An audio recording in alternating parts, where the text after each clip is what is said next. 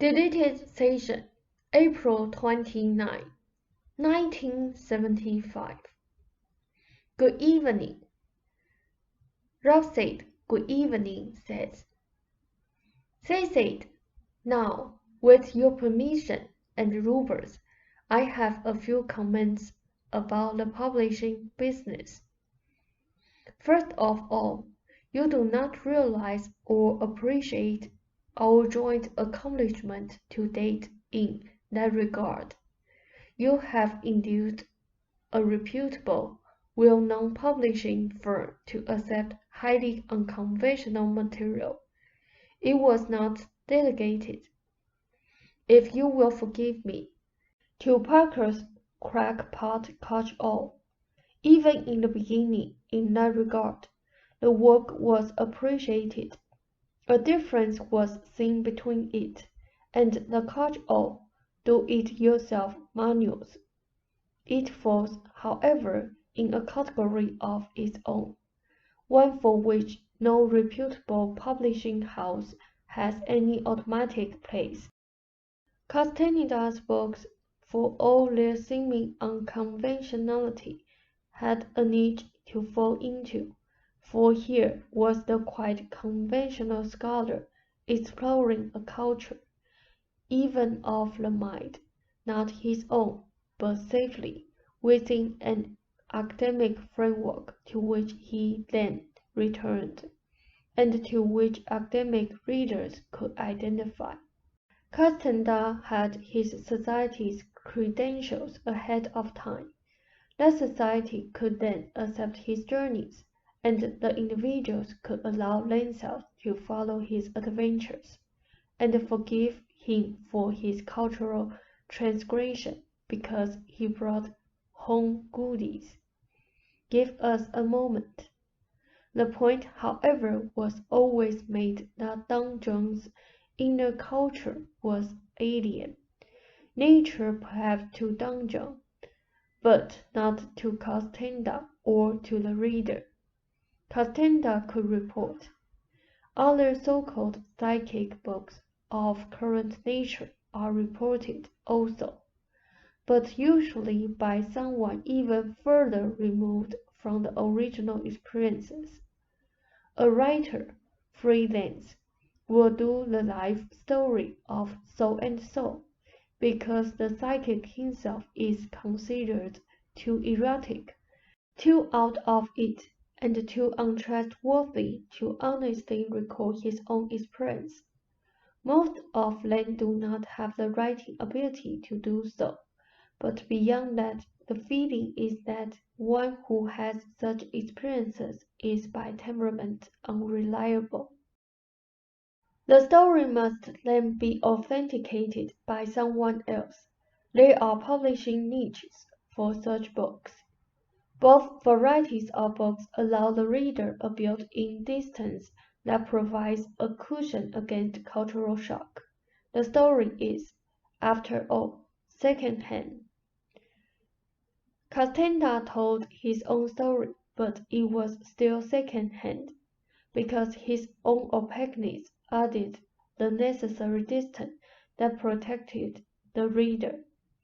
All books, and I am including Rupert's, fall into no such neat category, presenting publishers with problems.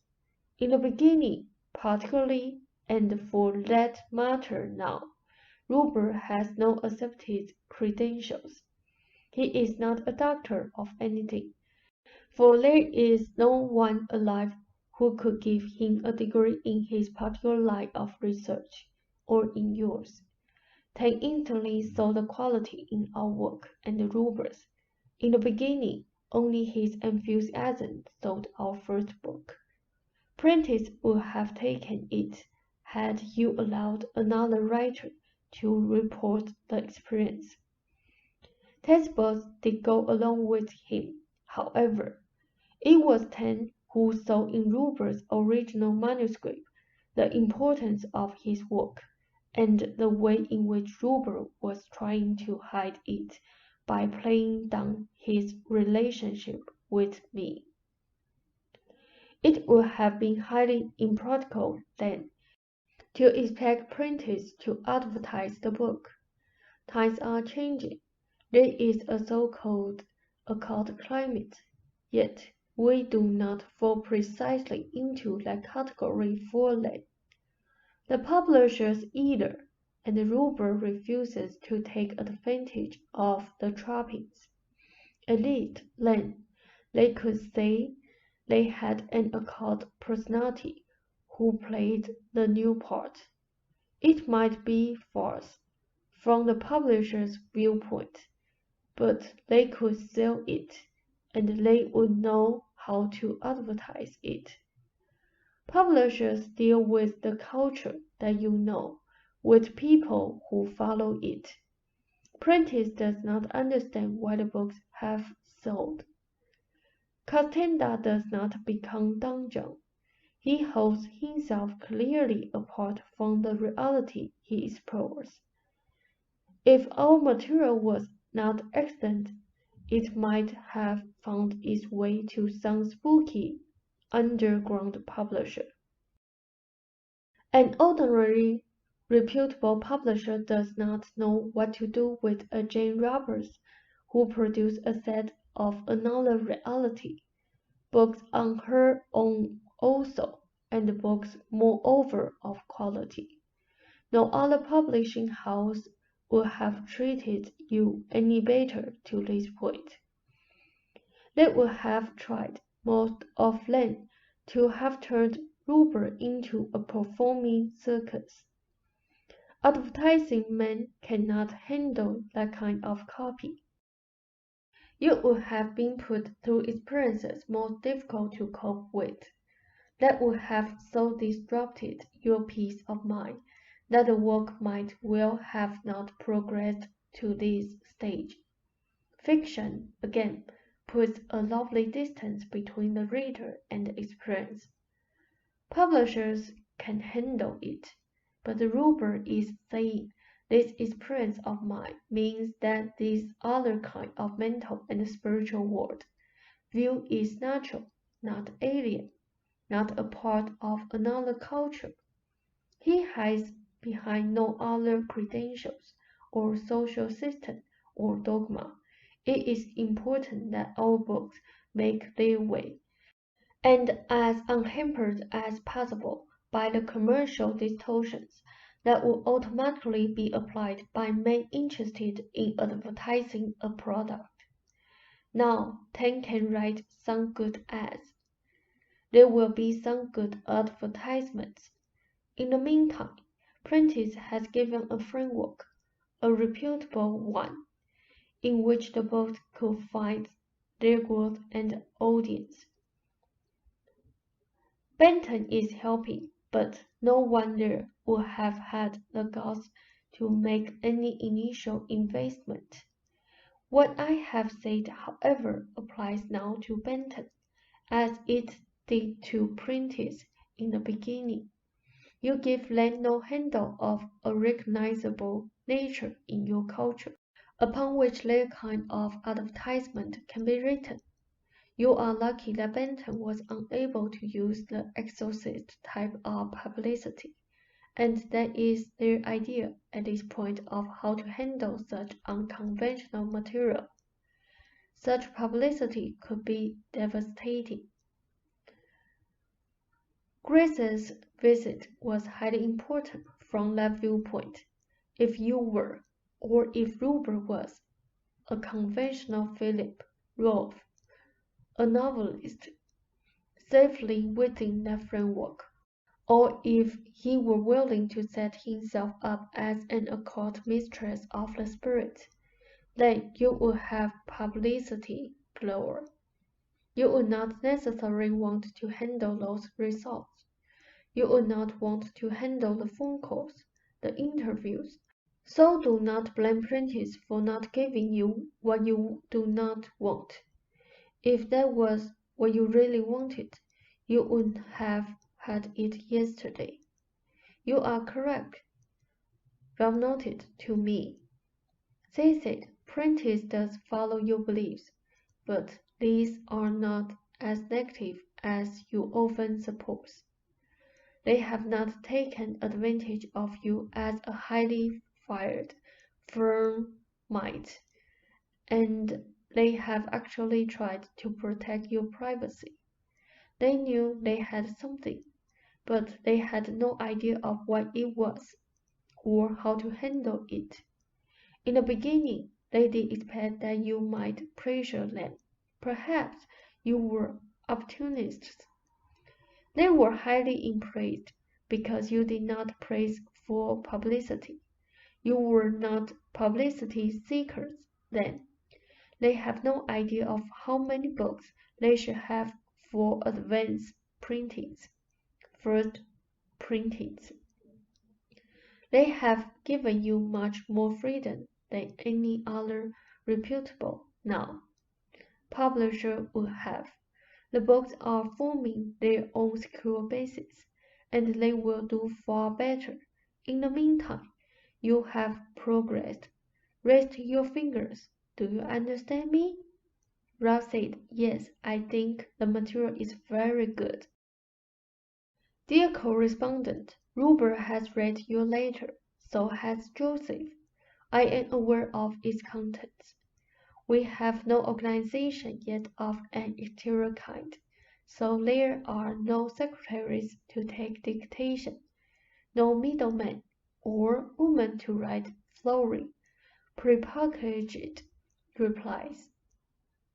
Ruber and Joseph, or Jane and Rob, if you prefer, are private people. They also have a kind of one-to-one relationship with the universe. This particular quality means that they resist forming any kind of organization, even though such an organization might help in answering the mail. I am, therefore, dictating this letter.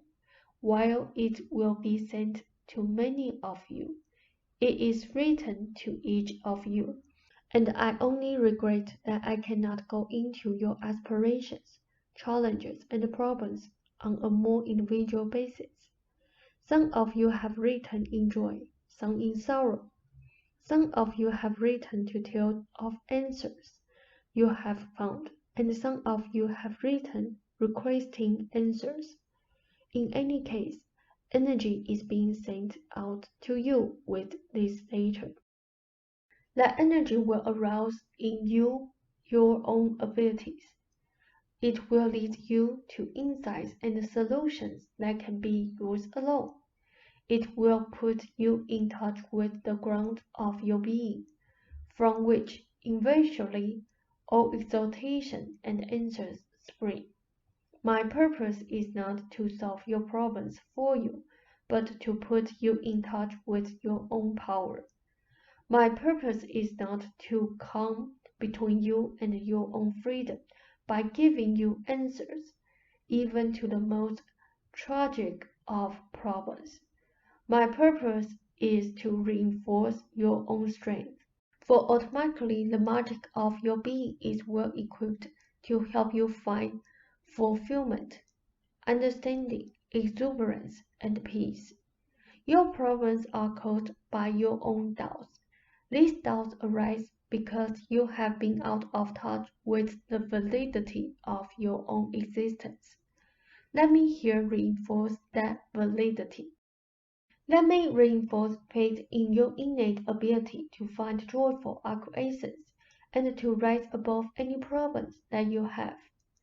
If I presume to solve problems for you, then I deny you your own power, and further reinforce any feelings of powerlessness that you have. I know that you can grow tired, however, and that sometimes a gift of energy can be quite a boost. So again, with this letter, I send my joyful recognition of your existence, and energy that you can use to reinforce your own vitality and strength. All mail does not come from the postman, so each of you should have your own kind of inner response from me to whatever letter you have sent by mail. I serve in many ways, as a speaker for your own psyche. However, so the inner message will be from your own greater being to yourself. And at that multidimensional level of reality, I salute you. Seth. Russ said, thank you. They said, take your break. Now I will give you information on organizations as they are related to you. For now, however, simply stay clear of them as you are. I would rather make some remarks about Ruber, his condition, and about his beliefs and frameworks. Frank is far more open-minded than most chiropractors or doctors, and he has learned much. I would like to correct a few misconceptions, however pertinent not just here but generally. Give us a moment. Ruber's muscles know their own abilities. They do not need to be convinced, basically. They know they can move easily and quickly. They are not weak, though they may appear so. It is Ruber who must be convinced that his muscles can move correctly. When Frank moves Ruber's arms, does and so, the beneficial results occur because Ruber recognizes that his arms can move. It is not a surprise to the joints and muscles involved. Frank, however, takes it for granted that there must be some resistance on the part of the body, that it will be reluctant, and this is not the case. The body is willing itself to move and anxious to do so. Your beliefs, however, tell you that reluctance is involved, and such a condition will result according to beliefs. By physically manipulating the body, however, in a given framework, Frank shows Ruber that the body can move better. The stages involved are largely artificial. Whatever mechanisms or methods are used in any illness, they are efficient and productive only to the extent that they convince the patient of his or her power to overcome the condition. You need not have stiff muscles if you sit for a long period, but you will indeed if you believe that you will. The body literally changes instantaneously, but if you believe that time must be involved to whatever degree, then it will of course happen that way. The muscles will need time to readjust. The healer's purpose and function, however he or she operates, is to convince the patient that healing is not only possible, but inevitable. Few doctors, chiropractors, or healers of any kind can effectively feel or portray such faith. Faith is required because healer and patient alike are directly encountering a set of circumstances evident to the senses. The healer is usually equipped with his or her own beliefs, to which the patient is highly suggestible, because this is the area of conflict. The healthy man or woman in excellent condition may be quite as blind in other areas, but the healer and the patient are united in a strange fashion by their belief in the existence of disease as far as personal experience is concerned. The doctor is usually as upset with disease as his patient, though from a different viewpoint. The man or woman who seems obsessively concerned with health is also, however, upset with disease, and afraid of falling into it, as the conventional sense might be of the devil. Now, Ruber is moving more since you moved here, and to a greater degree than either of you realize. The original reasons behind the condition have largely been taken care of, but he is left with physical beliefs about his body. Habits have an important function in your lives. They enable you to act in a certain fashion that you consider necessary, without involving you in constant decisions. At one time, Robert thought he should restrain himself. He learned to do this habitually. The reasons for such behavior are now leaving him.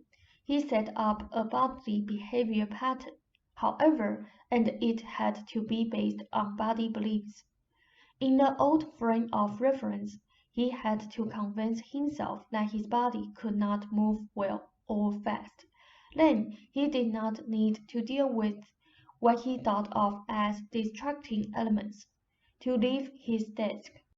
Also, he could not travel too far inward without being drawn back to the body's discomfort. This gave him a feeling of safety. He found in time that the symptoms, however, were far more limiting than he had counted upon, and as his experience grew, he found he needed less so-called safeguards. Then, however, he was faced with habitual behavior. It took time from daily life to break the pattern, even when he understood it. So often he went along on the one hand, while making half-assed efforts to free himself on the other. The feeling of helplessness resulted when he felt that perhaps he could not alter the pattern, that he had made his bed, as his mother used to say, and he must lie in it.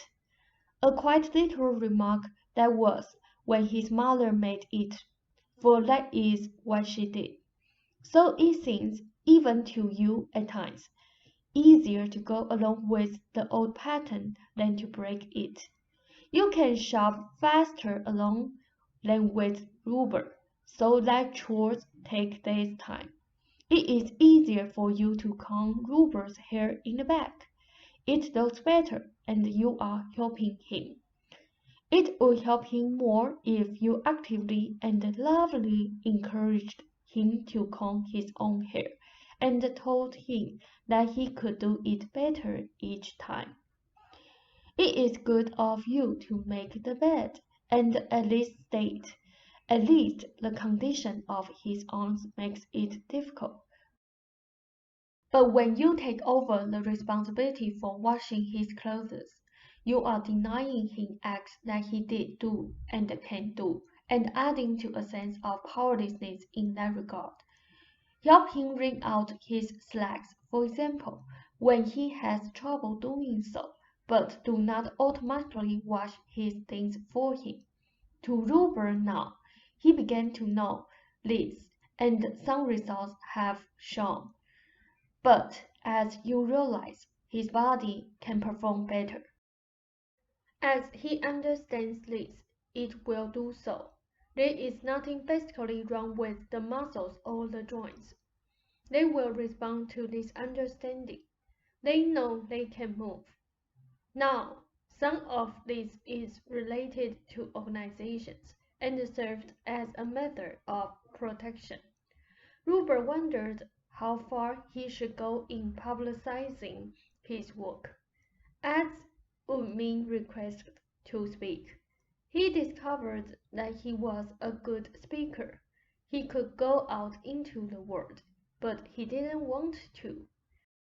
Your remarks about his telephone behavior often reinforce his feelings that he could not say no without the symptoms to back him up.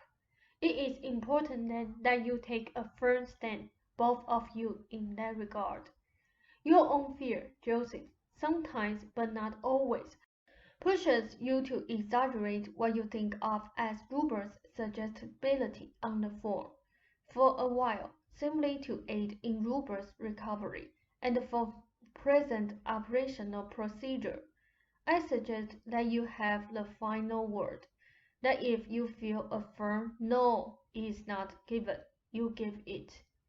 Rubert's body can move naturally now. This does not mean that he need feel like an idiot, but that he set up a body habit for reasons that he once considered valid, and that to change it requires some conscious effort. It requires patience and loving understanding on his part and on yours. The new environment and the coming spring will help. I would like to have a session on Thursday to give you more specific suggestions that will be of benefit. After a few sessions devoted to practical concerns, we will let you rest so that you will not have current sessions plus the book to do. I will make suggestions pertaining to class, but suggestions only. You will have no money problems. Some kind of relaxed, intimate class framework will be beneficial, but a far smaller class. I have something in mind that I will tell you at another session. A small gathering of intimates, quite small, that is enough for now. Ra said, "Good night, Seth." They said, "Now I will give that information. I suggest no more than 15 people at the most. They come here as a touchstone. What they learn, they can tell others. There should be a group of 10 who come regularly. Rupert will know who they are. From his group of 14, the other 5 can be chosen and invited on any kind of schedule he chooses. Some may come only once a month, but 15 for the entire number. I have some things in mind myself, but the atmosphere is to be relaxed, a more intelligent version of Friday night, in which Rupert feels he can be at ease, and does not need to make a great production. That is when we are all free. End of session.